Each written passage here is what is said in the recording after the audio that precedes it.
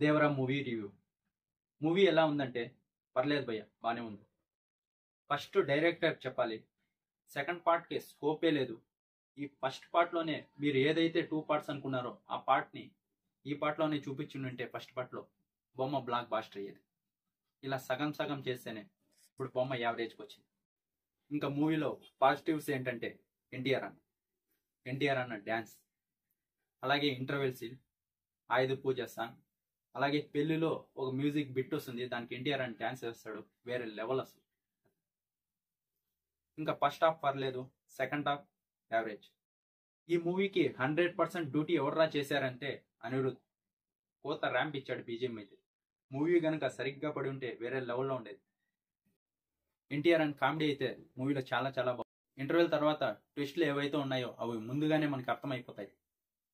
అలాగే క్లైమాక్స్ కూడా అంతలా డిజైన్ చేయలేదు.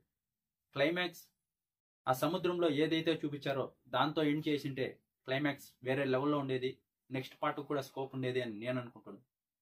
కానీ క్లైమాక్స్ సాదాగా ఎండ్ చేశారు. ఒక్కసారి అయితే ఫ్యామిలీతో వెళ్ళి చూడొచ్చు, పర్లేదు మూవీ.